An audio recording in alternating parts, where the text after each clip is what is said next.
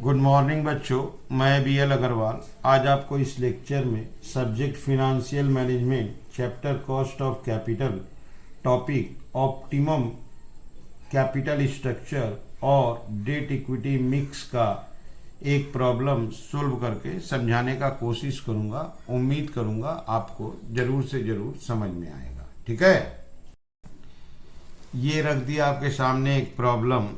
From the following information XYZ company limited. यहाँ देखिए optimum capital structure calculate करना है। यहाँ दिया हुआ है प्रपोर्शन ऑफ डेब्ट ऑन कैपिटल एम्प्लॉयड 0। अगर डेब्ट होता है तो इक्विटी होता है 100। डेब्ट अगर 10 तो इक्विटी 90, 20 तो 80, 30 के केस में 70, 40 में 60, 50 में 50, 60 में 40, 70 में 30। 100 से माइनस कर लेना है। अगर प्रोपोर्शन ऑफ डेब्ट 0 तो इक्विटी हो जाएगा 100, प्रोपोर्शन ऑफ डेब्ट 10 तो 90, 20 तो 80, 30 70, 40 60, 50 50, 60 40, 70 30। ये है कॉस्ट ऑफ डेब्ट। याद रखिएगा बिफोर टैक्स है, इसको आफ्टर टैक्स बनाना पड़ेगा। टैक्स रेट 50% है तो इसको हाफ कर देने से ही हो जाएगा। ठीक है, 50% बाद दे देंगे तो 50% बाद देने से 6 6 6, 6.5, 7.5, 8, 9, 10.5। ओके, ये रहा कॉस्ट ऑफ इक्विटी 15 15, 16 17, 18, 19, 22, 24। फिर इससे weighted average cost of capital आ जाएगा। Weighted average cost of capital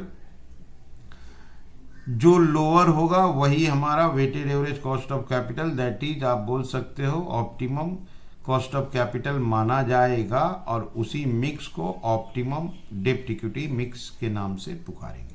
clear है? चलिए इसको सोल्व करके देखते हैं। ये रख दिया आपके सामने कंप्यूटेशन ऑफ कंपोजिट या ओवरऑल कॉस्ट ऑफ डेब्ट। सबसे पहले प्रोपोर्शन ऑफ डेब्ट। प्रोपोर्शन ऑफ डेब्ट 0 दिया है तो प्रोपोर्शन ऑफ इक्विटी 100 होगा। अगर ये 10 है तो 90, 20 के केस में 80, 30 में 70, ओवरऑल 100 होना चाहिए, 40 में 60, 50 में 50, 40 में 60 और सॉरी ये 60, 40, 70 में 30। ठीक है, कॉस्ट ऑफ डेब्ट बिफोर टैक्स 12% है और टैक्स रेट 50% है तो हाफ कर देंगे। 12% के जगह पे 6% कर देंगे। 13% के जगह पे 6.5% करेंगे। 15 के जगह पे 7.5, 16 है तो 8, 18 के केस में 9 और 21 के केस में 10.5। कॉस्ट ऑफ इक्विटी, इस पे टैक्स का इफेक्ट नहीं पड़ता है। 2 बार 15% है, 16%, 17, 18%, 19%, 22%, 24%। ये आपका 60 था तो ये 40 था, 70 में 30। तो प्रोपोर्शन ऑफ डेब्ट दिया था 0, 10, 20, 30, 40, 50, 60, 70। 100 से माइनस करते गए 100, 90, 80, 70, 60, 50, 40, 30। ये हो गया प्रोपोर्शन ऑफ डेब्ट। Proportion of equity. Cost of डेब्ट बिफोर टैक्स दिया था, 50% टैक्स रेट है, आधा कर दिए। कॉस्ट ऑफ इक्विटी दिया था। अब देखिए ओवरऑल या weighted average cost of capital कैसे निकालेंगे।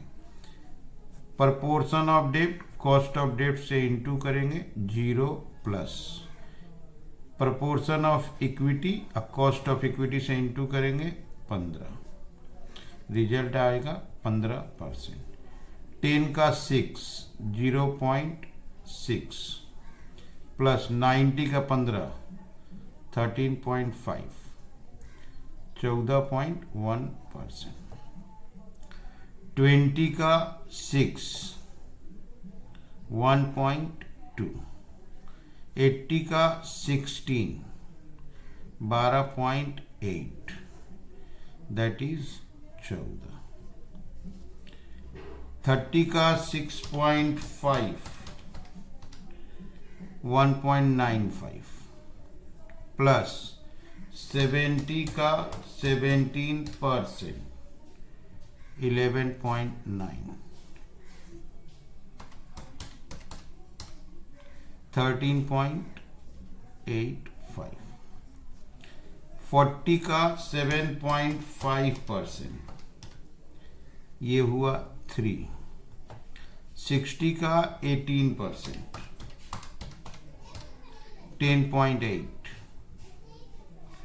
that is 13.8 50 का 8% 4 50 का 19% 9.5 ओके ये हो गया 13.5%। 60 का 9% 5.4 40 का 22 8.8 14.2%। लास्ट 70 का 10.5% that is 7.35 plus 7.2 14.55।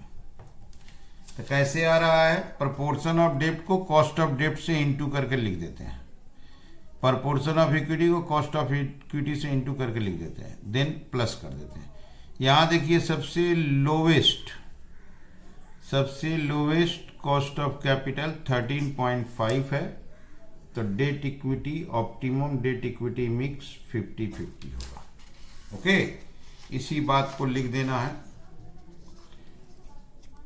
Overall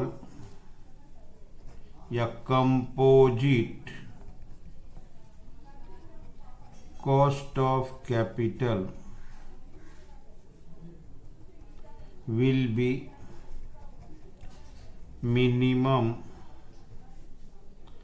13.5%.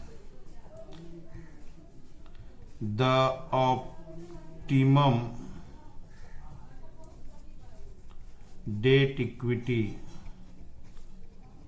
mix will be 50-50. Okay. तो यहाँ पे जो lower weighted average cost of capital होगा उसी को कंपोजिट माना जाएगा, जो 13.5 है, और उसका डेट इक्विटी मिक्स है 50:50। वही बात को यहाँ लिख दिए। ओके, तो उम्मीद करते आपको इसका सॉल्यूशन जरूर समझ में आया होगा। Okay, thank you, bye.